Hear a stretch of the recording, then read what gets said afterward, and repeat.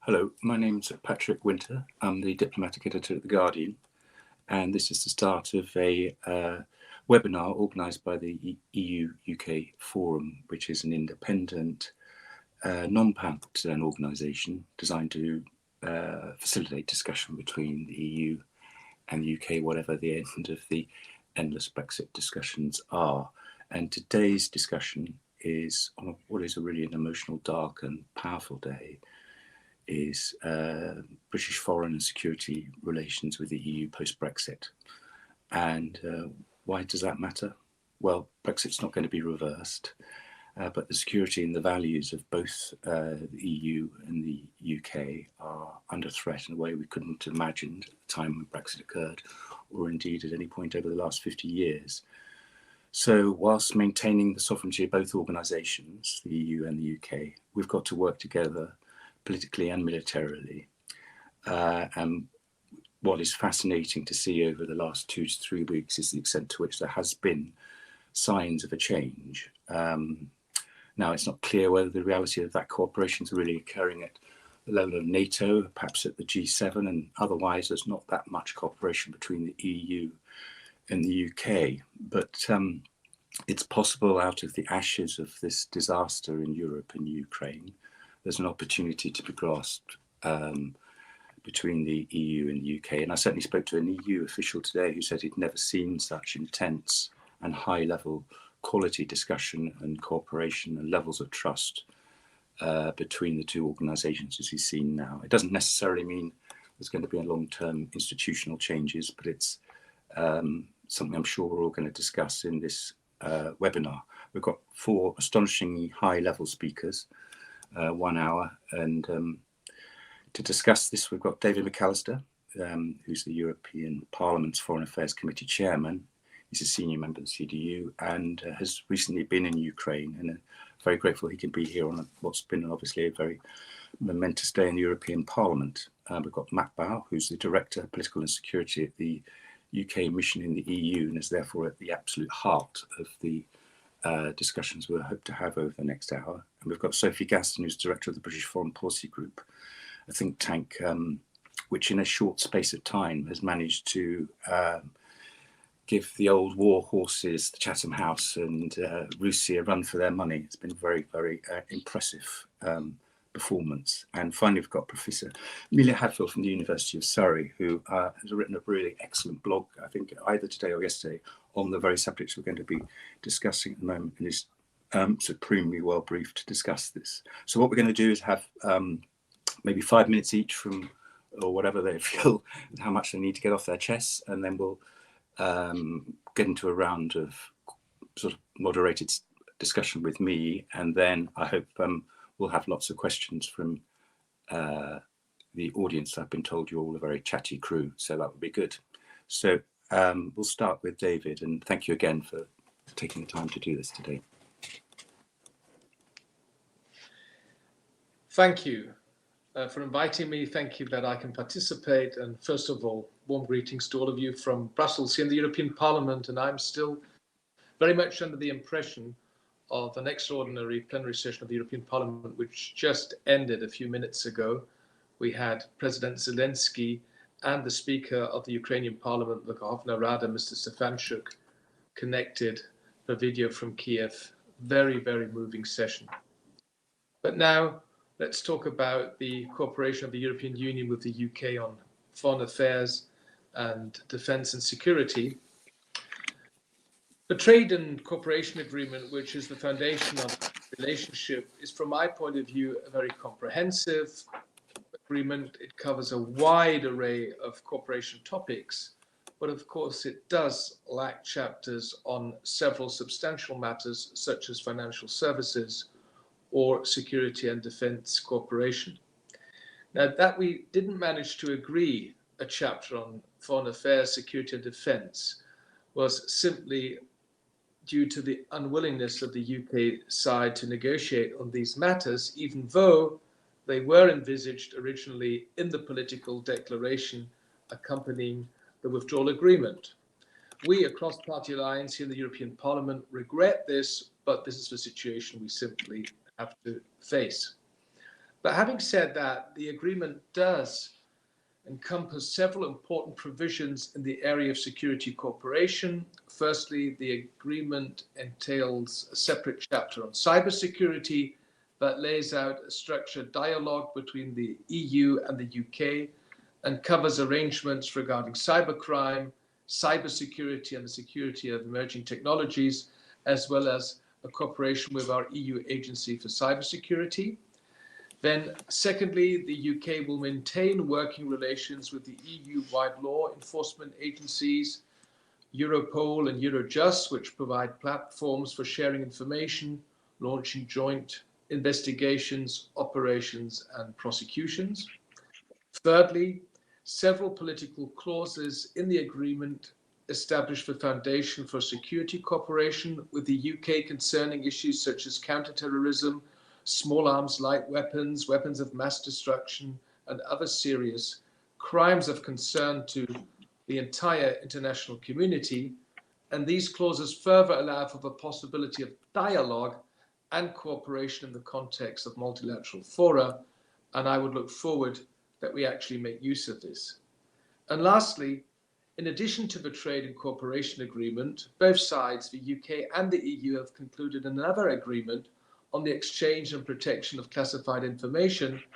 This agreement applies strong guarantees as to the handling of the exchange of classified information, which of course is a vital tool for cooperation in addressing common security threats. So there are some fields where the agreement provides opportunities. And please note, the TCA, as we call it here in Brussels and in London, it's a living agreement, but its structure provides the possibility to expand into more areas of cooperation in the future, of one, I believe, should be the area of foreign and security policy. We will have to broaden and deepen our EU-UK partnership in the upcoming years. I believe it's in the interest of both sides to have an as close as possible cooperation, because the UK will never be a simple third country for us in the European Union. There is potential for foreign and security policy cooperation with the UK in several areas. Let me just mention coordination in multilateral organizations, sanctions, crisis management, capability development, intelligence, and development. Maybe future EU-UK relations in these fields will be developed once the UK government is ready to engage in a discussion on security and defence with the EU. Nonetheless, the list of provisions I just mentioned is not exhaustive and, of course, not comparable to the frameworks of Common Foreign and Security Policy, CFSP, and Common Security and Defence Policy, CDSP, which the UK used to be a part of as a member state. Yet, as a member of the United Nations Security Council, and of course as a loyal NATO ally, the UK continues to be an important player in the international arena and must remain, let me underline this, a key strategic partner in defence and security. To conclude, in the longer run, both parties should set up a particular structure of security cooperation. The EU has several tools at its disposal to involve third countries in various defence policies, such as the possibility of a so-called framework participation agreement. And in the shorter run, I believe a pragmatic approach is required. We should work together closely, and we should work together swiftly in an ad hoc manner to address pressing issues that cannot wait.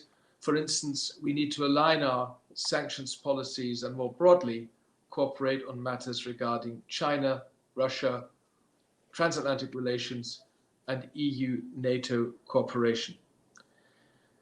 The UK is now seeking to position itself as an independent global player. We respect that.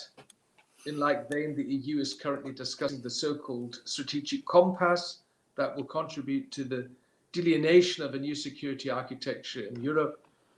The forthcoming EU-NATO declaration will also look into our complementaries at a time when NATO is enlarging its activities beyond its traditional military core business and venturing into hybrid cyber democratic resilience, where all areas where the European Union has expertise to share real added value.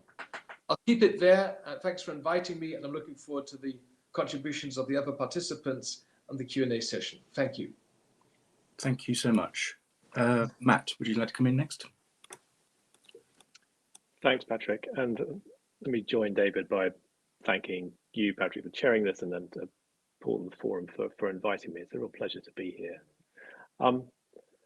Before I kind of begin, I know all the panelists will share this, but I think it's really important that we pay tribute to both the courage and resolve being demonstrated by the Ukrainian people at this time.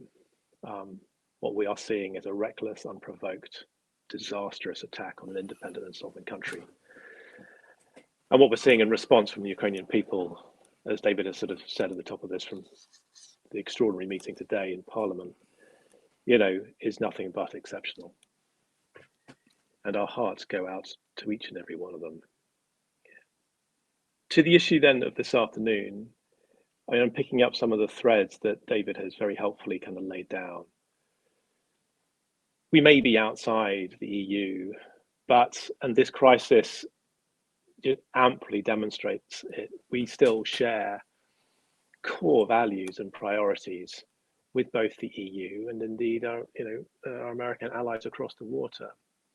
Democracy, free speech, the rule of law, these are at the heart of British foreign policy and remain so. Indeed, at the recent EU-UK Joint Committee on the Withdrawal Agreement, the UK Foreign Secretary underlined that the current crisis is simply a reminder of our shared worldview as free democratic nations, and a reminder that we can't take those things for granted, and indeed right now they need standing up for. There are still issues which both parties need to resolve together, and I think, as David alludes to in his opening remarks, I think it's vitally important now that we move on from those issues as soon as possible, so that we can continue and expand our focus on what remains, what unites us, rather than perhaps where our disagreements rest. As David said, there are areas where our future cooperation is kind of listed in the Trade and Cooperation Agreement, the TCA. That lays the foundation for a close and mutually beneficial relationship, both, I think, in the nearer term, as well as, of course, in the longer term, as David sets out. However, given the uniqueness, the complexity of our exit from the EU, I think it's perhaps inevitable that there will have been and continue to be some bumps along the way. The most acute of that, the one that's playing out in public, perhaps is those that we are facing in Northern Ireland. And I'm confident that we've made progress on that since Christmas. The Foreign Secretary, relatively new in office, and Vice President Šefčovič have established a good working relationship, but it's really important now, not least given the political context in Northern Ireland, that we move forward so we can focus on wider opportunities for EU and UK cooperation. And I don't want to turn this into a discussion on the Northern Ireland Protocol. Not least, it's not my day job. Mine is foreign and security policy.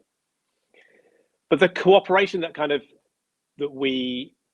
the TCA gives space for, the cooperation that David has kind of helpfully listed in the areas, that cooperation is developing, rest assured, across a full spectrum of foreign and security issues. And that collaboration, I think, is also deepening in this new kind of framework that we find ourselves in now. And this really goes back to, perhaps most recently demonstrated by Stefano Sannino's the Secretary General of the External Action Service, his visit to London last month, where we covered a broad range of issues, all of those that David very helpfully lists, and also plenty more. Sanctions, China, of course, Russia and the current crisis in Russia, Ukraine, EU, NATO, Africa, Indo-Pacific, cyber, hybrid, disinformation. I could list and continue to kind of list all of them. All of those issues were touched on during Stefano's incredibly welcome visit. And a sign of kind of, I think, things to come where we can both thicken and deepen the conversation, the coordination, and intrinsically the collaboration between both the UK and the EU. And this is perhaps most acutely demonstrated, as I said at the top of this, in terms of what is happening now. I mean, this is a critical moment, obviously for both Ukraine, but also for wider international and European security. Our objectives as the UK remain resolutely as those of all of our partners across the EU, and indeed with the US, Canada, Australia, and around the world, to support the government of Ukraine, to maintain our unity amongst the allies and like-minded, to deter further Russian aggression, and to make sure that we uphold international law and contain this conflict. But to achieve this, and to David's points and to the points we can kind of get into this afternoon, how we do that by effecting a strong and united response with coordination across our defense and security strategy, our sanctions, where frankly, as somebody who's been immersed in this now for weeks on behalf of the UK, I can attest to some outstanding collaboration with the EU, and I have to pay tribute to our colleagues in both the Commission and the External Action Service for the coordination that we've been able to effect so that these measures align and have the maximum impact on the Russian regime. We must continue to be united in our complete and total condemnation of Russia's actions, and our support to the government of Ukraine and to the Ukrainian people. And that extends today to the Prime Minister's announcements in Poland on continued support for refugees, continued provision of humanitarian aid, and how we continue to work with our close partners, the EU, the US, and others, in the provision of all the support we can muster to bring to bear for the Ukrainian people. This is, as I said at the top, an unprovoked, premeditated, reckless, horrendous attack on a sovereign and democratic state.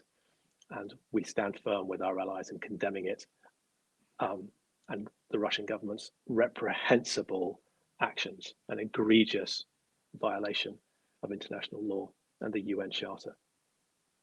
Let me stop there, and I hope to be able to pick up more of this in discussion. But thank you again. Sophie, please come in. Thank you.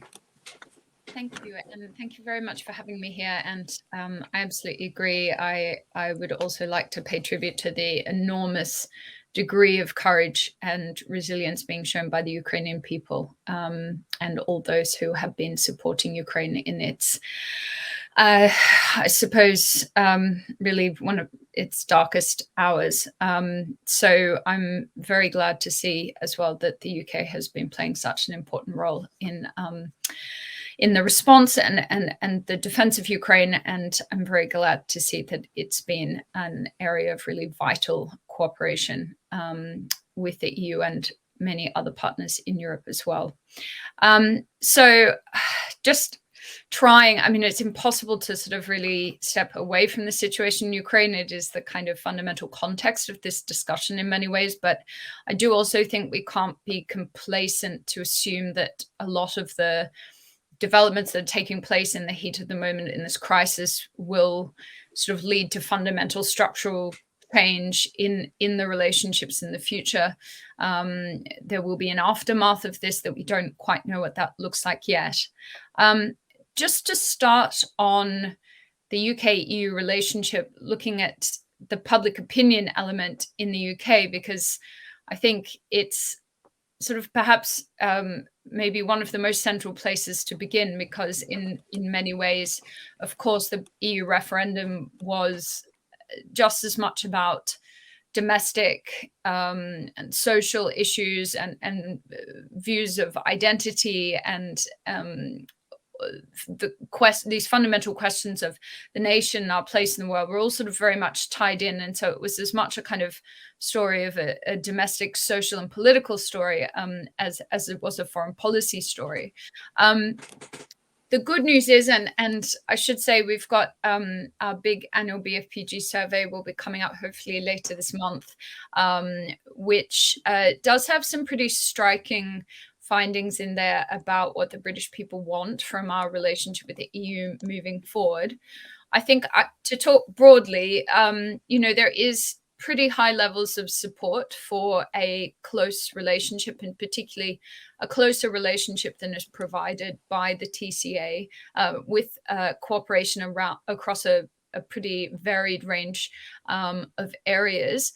I would say that one of the most interesting trends that we're seeing is that there appears to be a somewhat greater degree of support, particularly amongst Leave voters, for cooperation on global issues of foreign policy, such as questions about how we respond to the rise of China, than there is necessarily about questions of regional foreign policy cooperation.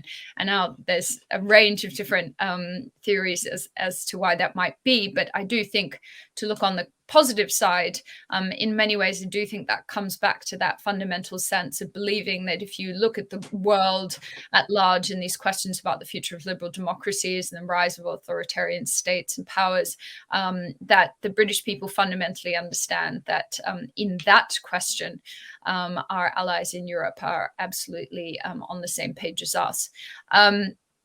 I think it is also important to note that the views about the EU and our role in Europe more generally are evolving quite rapidly now that we have left the EU.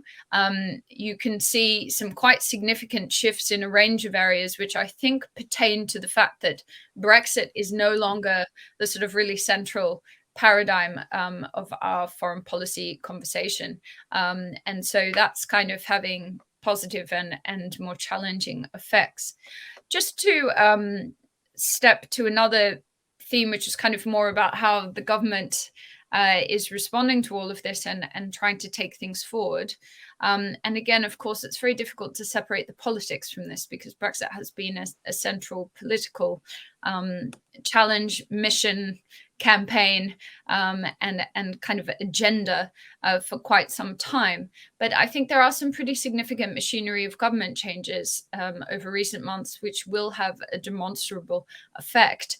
And the most substantial of these, of course, is the moving of the kind of UK-EU relationship, which I think, to be very candid, has essentially been excised from our broader foreign policy, and certainly sort of sitting outside the kind of centrality of the FCDO.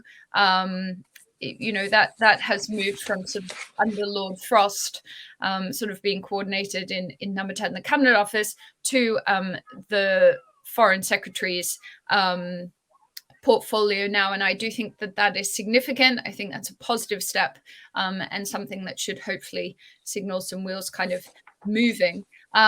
In government, I think there has been quite a lot of work done on this question of what do we actually mean when we talk about our foreign policy role in Europe, because there's so many different dimensions to our relationships.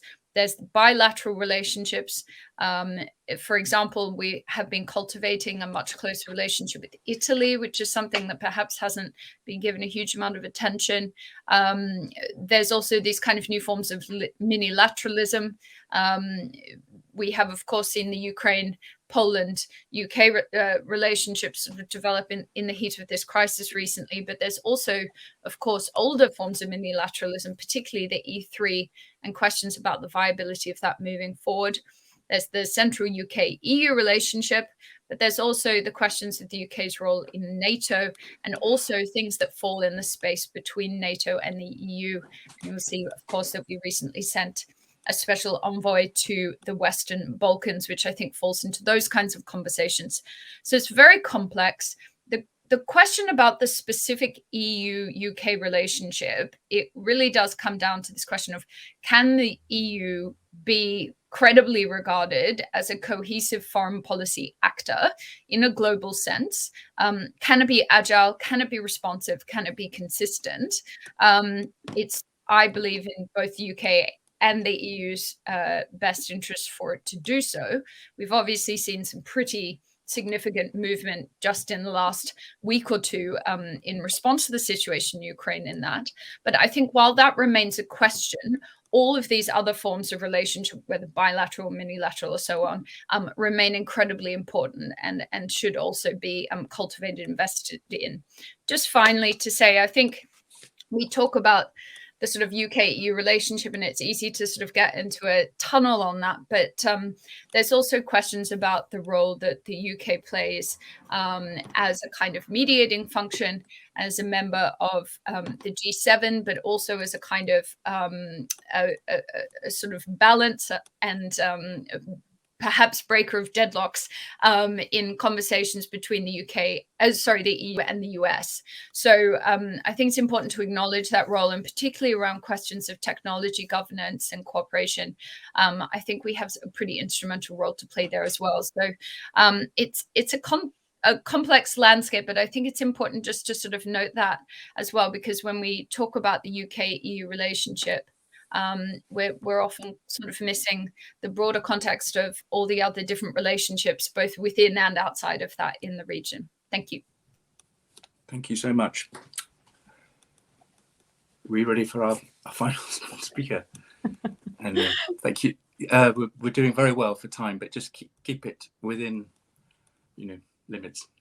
This is tough. You put the academic last. That's asking a lot, Patrick. Thank you very much indeed for the invitation, and also to Paul Adamson for facilitating this.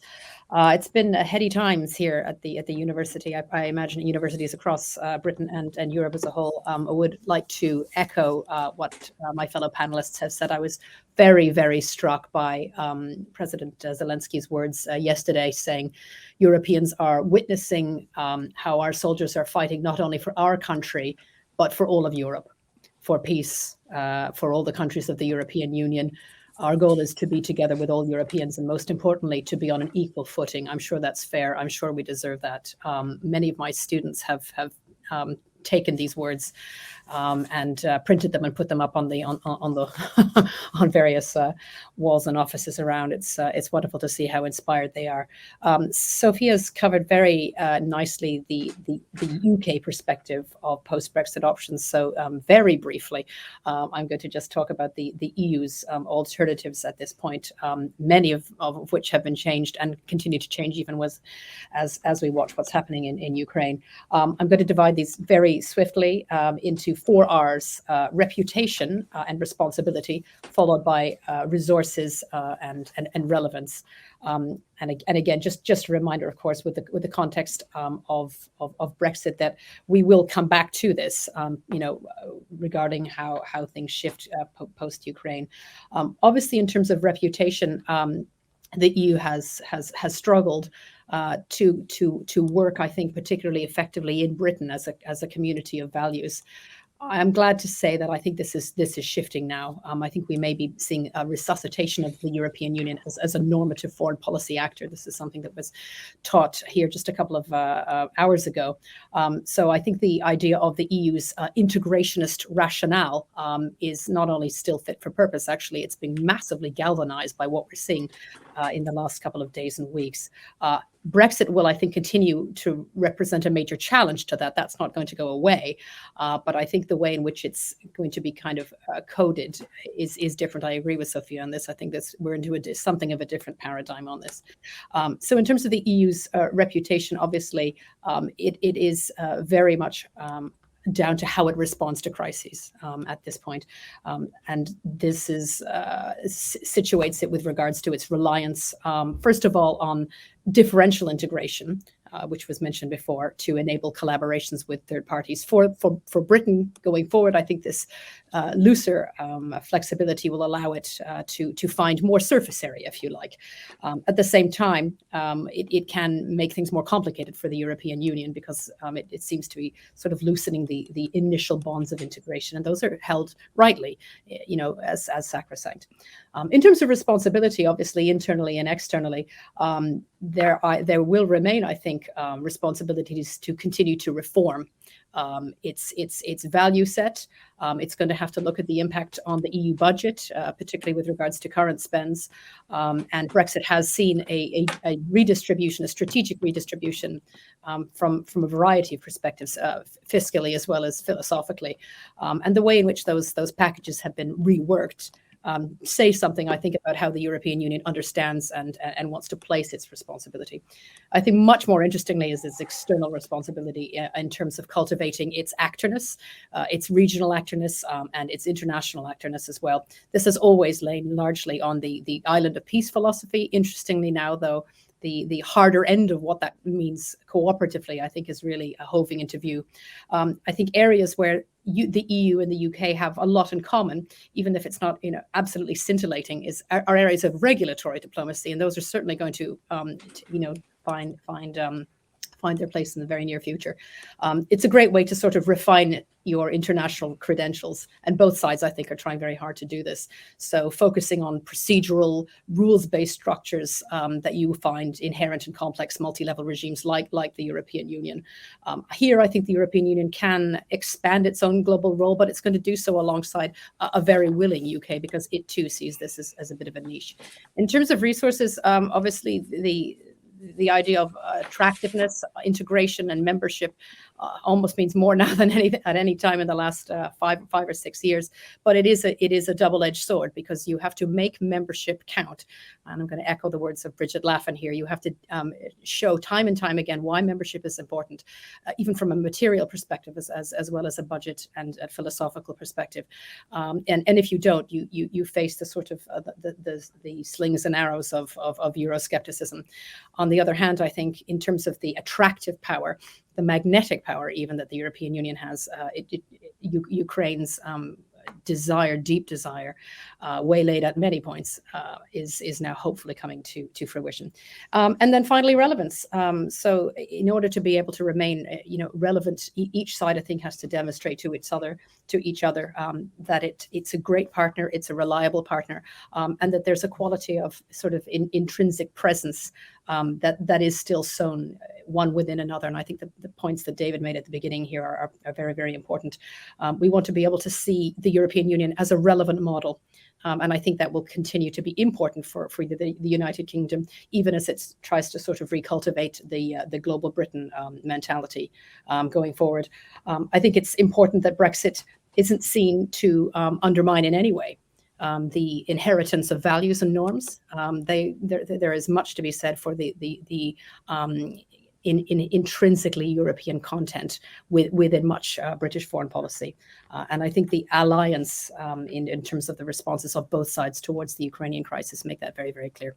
Patrick, I'll stop there. Thank you. Okay, thank you so much. David, look, I can't resist not asking you this, but given the extraordinary changes that happened inside German society it seemed to happen over the weekend, your country changed, 50 years of sort of history was shared. But it has implications for this discussion, because it's obviously going to mean there's a lot more. There was an assumption there were two serious players on defence in the European space, which was Britain and France. I mean, there's a potential that is now Germany becomes the third player. Is that to exaggerate what's been agreed? And do you think it will change the attractiveness of the European Union in terms of Britain outside the European Union wanting to cooperate with Europe rather than wishing to just cooperate with France, which seems to be the previous assumption, cooperate on defence with France? Could you just talk me through what happened this weekend and what its implications are? Well, the horrific events in Ukraine have changed so much. First of all, I think that the political West has shown remarkable unity and cooperation in the last few weeks.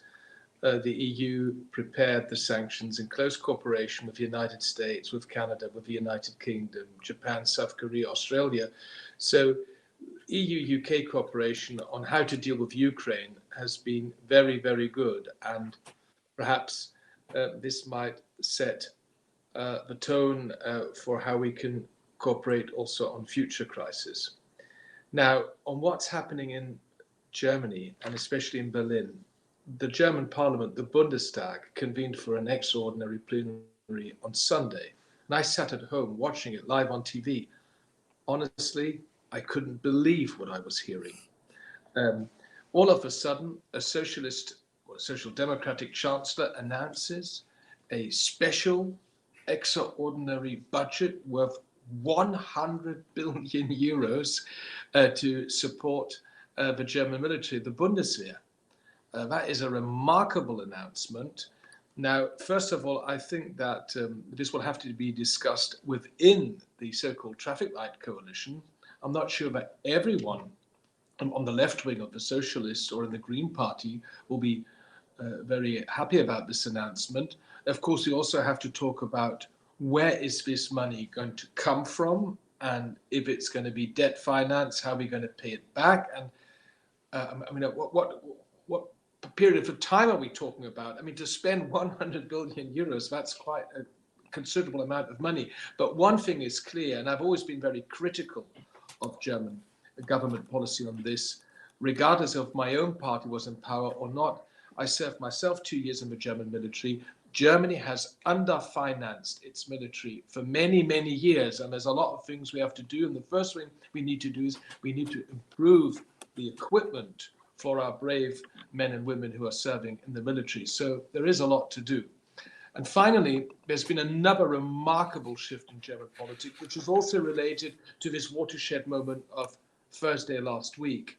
Germany has always followed a very restrictive weapons export policy for obvious good reasons. And that has now changed. And this will also, I'm very sure, still lead to internal debates within the coalition, because this German coalition in Berlin is composed of the centrist liberals, the social democrats that traditionally have a moderate wing and a left-wing wing, and also the Greens, which have a moderate wing and a pacifist wing. And I'm very sure that on the left wing of the Greens and the socialists, there will still be a lot of debate. We, as an opposition, CDU, CSU, we will support the government, but of course we want to discuss the details, the necessary details. Now, final point, Germany is, after France, military-wise, the number 2 in Europe. And as long as Britain was there, we were the number 3. And Germany plays a constructive role, and Germany will continue to play a constructive role. And if Germany is ready to do more now, well, I would welcome this. But still, I think the military capabilities of France and Britain are still different than that of Germany. And of course, your two countries, or the two countries, the UK and France, are nuclear powers. Germany, for obvious reasons, is not a nuclear power and doesn't want to be a nuclear power. Matt, could I ask you whether you feel this may be difficult as an official to answer, but whether you feel the EU is structured in a way to make it easy for the EU to cooperate on defence? Because there was a concept, an idea that there would be coalitions of the willing constructed, and it would be the UK would be able to join those. But there's a countervailing tendency, this is before Ukraine, which is that there needed to be more operations which had the EU's flag on them, and therefore more difficult for the UK to join. Can you just talk around that issue? Does it make sense to you? I mean, does it make sense? I mean, it makes sense. I mean, the question makes sense and the issue makes sense. That's what I mean. But just to go back to David's thing, I do think we've seen some remarkable progressions. Just in the last 72 hours, the announcement on Sunday, is a watershed moment. The announcement on Monday and the provision of financing through the European Peace Facility for lethal aid is also another major milestone. To your question, though, Patrick, I mean, I think it remains complicated. It remains challenging for third country participation non-member states to participate in, particularly in the kind of defence architecture, if we can call it that. And certainly there is continued reluctance in London to join that for those reasons. Many of the sort of the joining provisions we think are restrictive for the UK, and we really do want to see them kind of opened up in a sort of different way to allow greater transparency and more access. And it's for those reasons that we're not, for example, joining things like PESCO and the military mobility projects, etc. So we need to find a way, using Sunday's announcement, heralded as it is, and so massively, how are countries with kind of major military and deployable military capacities and capabilities, how do we find that meeting spot? Obviously, from a UK perspective, that primacy is given to NATO. But are there opportunities to be afforded in terms of coalitions of the willing in those theatres in due course where NATO either can't or is not able to deploy and employ itself? And how are we therefore going to structure that? Is that going to be through an EU mechanism? Is that simply going to be through, as your question suggests, coalitions of the willing? And right now it sort of probably still points to the latter rather than the former. But a lot's changed in the last 72 hours. And what that means, we're seeing just the radical compression of timeframes, of decisions, of turning through issues that would have taken weeks, months, decades to achieve. We're seeing them happen now in the matter of hours and days.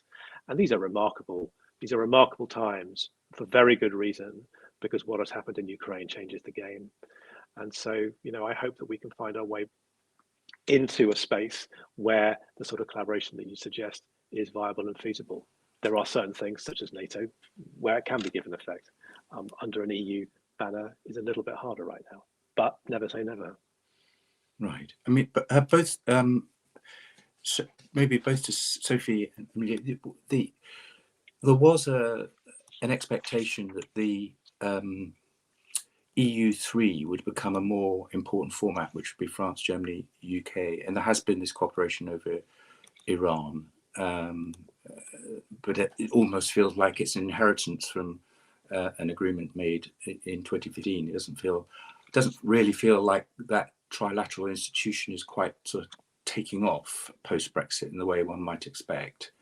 Do either of you agree with that? It's been not quite the body powerhouse we expected. Instead, we're seeing these other strange partnerships developing. We're developing a thing with Ukraine and Poland.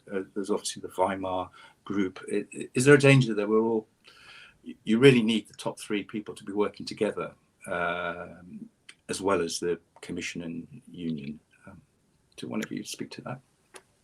Yeah, I mean, unilateralism to some degree is perhaps a sort of natural corollary of having lost out on the multilateralism as a result of having joined or left the European Union. So I'm not surprised that this sort of different types of forums like the E3, or even different formulations of that, or even the G7 or even the G20 have become more crucial venues. I think what's slightly disappointing is that in terms of the E3 or the G3 itself, that E3 format has not been taken up and used it could have been so skillfully and used in a very timely fashion between UK, France, and Germany. It's just not been used, and I don't know if it's a lack of interest from Britain itself in this particular option, or perhaps there's this suspicion in London it's just not quite the right time at this point. Post departure sort of acrimony still sort of hanging over it. But I think as Matt said before, I mean, there's lots of ways in which you can kind of reroute and reboot this, but I want to balance out a little bit of what he said. I mean, I still find it slightly strange that despite the wealth of wonderful collaborations and connections we've seen over Ukraine, that the UK at this point is still reworking that map diplomatically to coordinate initiatives with the European Union. What's going to be interesting is the way in which the Ukraine might be the crisis that actually begins to lay that wiring down, and that will be very definitive. Beyond that, I think Britain's opportunity to work out its chosen bilats or even trilats suggest the sort of concentric circles of ambition and influence that it wishes to generate from within the circle, not discounting the United Nations Security Council there as well. And beyond just diplomacy, if I can just make a quick play for programs and the impact of budget and financing and even diplomatic structures there. The impact of something, for example, like education is going to be incredibly important going forward. And even though post-Brexit, Britain isn't part of Erasmus, just with my educator hat on for a second, the role of making sure that students and indeed staff have mobility back and forth, it's incredibly important. And we miss Erasmus very, very much. And I'm pleased that we're hopefully on the precipice of, David, maybe you can move this along, of Horizon Europe, because the enormous wish within British higher academia to study what is, to some extent now something of a case study is very much alive, and they're very much alive and willing. Thank you. Right. This is sort of broadly from the chat, sort of slightly translated by me. It's from John Pete, because I don't want to discuss Northern Ireland or fish or sanitary products or whatever that is the subject that sends me to sleep, to be honest. But what is obviously important is whether the cooperation we're seeing between the EU and the UK over such an emotive and important issue might, Sophie, do you think that would have any kind of knock on about how people are willing to negotiate in future about the aspects of the trade deal? Or do you think that's over optimistic and dependent on events?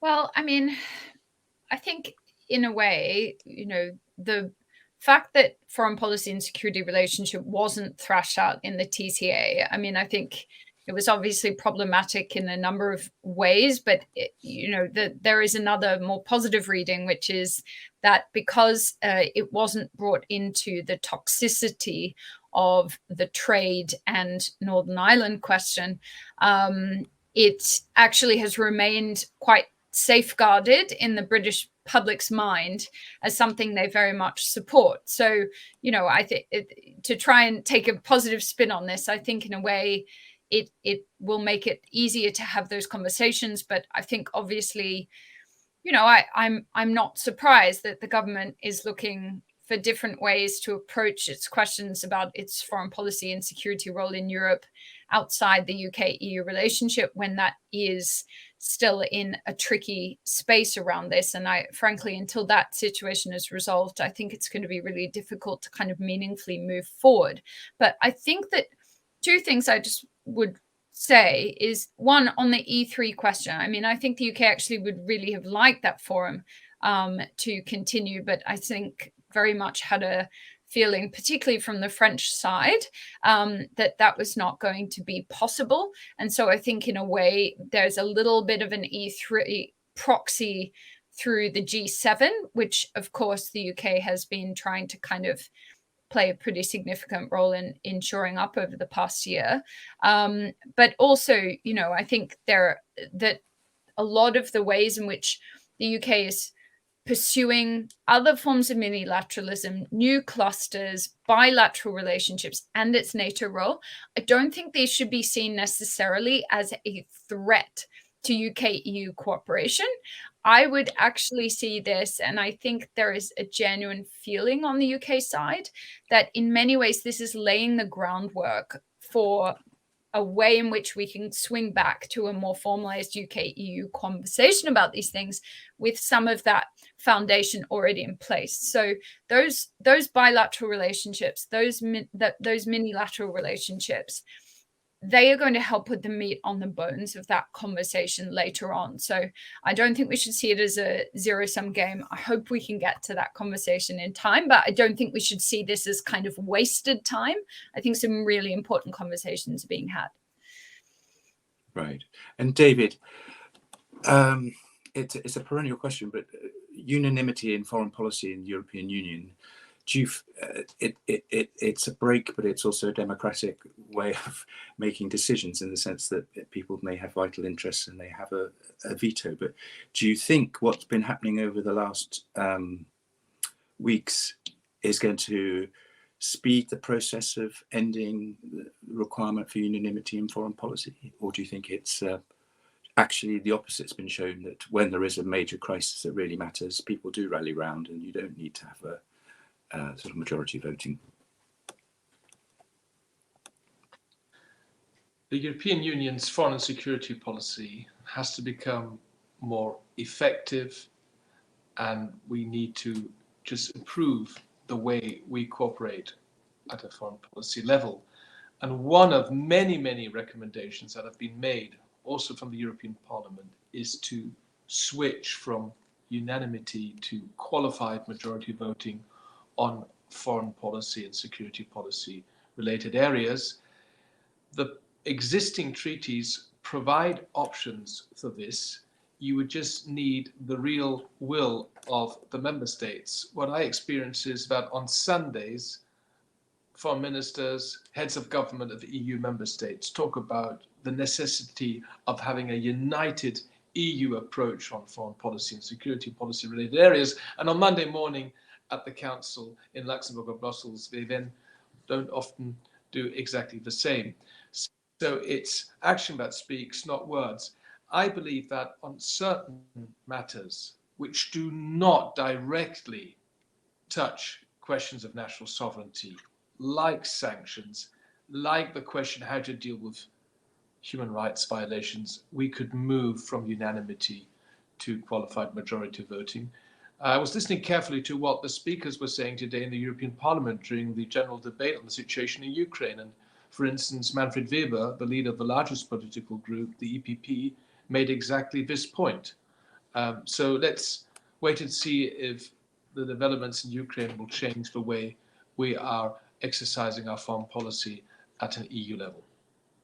I'm aware of the time, so I'm just going to ask Matt to answer this. It's a question from the chat, and it's a good antidote to some of the kind of slight sense of self-satisfaction we might have about our achievements over the last few days. He's saying there seems to be much self-satisfaction at the degree of collaboration achieved over the last few days on our immediate response to Ukraine.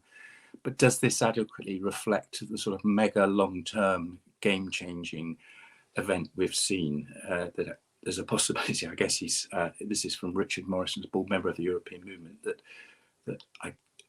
yes, there has been more collaboration, but look at the scale of what we're up against. Matt, how do you see, in a sense, there have been short-term achievements, but the scale of what we're up against is still extraordinary. Yeah, it is. I mean, I don't think it's self-satisfaction. I think it's absolutely necessary. So, you know, I think it's been used as evidence that there is collaboration and coordination that's ongoing and in real time. You know, I mean, I'm watching my work email box kind of explode as kind of, you know, mirroring kind of the sort of coordination that we're having about, you know, continued sanctions regimes, et cetera, et cetera, et cetera. It's happening in real time, and I'm not self-satisfied or smug about it. Is it going to be sort of commensurate with the scale of the challenge? I don't know. But right now, you know, we're dealing with the here and now, and we'll come back to what does the European security architecture look like? How do we affect the sort of the type of collaboration across Europe? Obviously, at its heart, the EU, but also binding in non-EU European states as well into that, in terms of what does collaboration on these joint and common challenges look like. You know, I'm interested in kind of what the panel has to say about the kind of, you know, the perhaps more positive role that Turkey's currently playing as well in this space right now. You know, we can explore that, but there are other, you know, obviously non-EU member states too.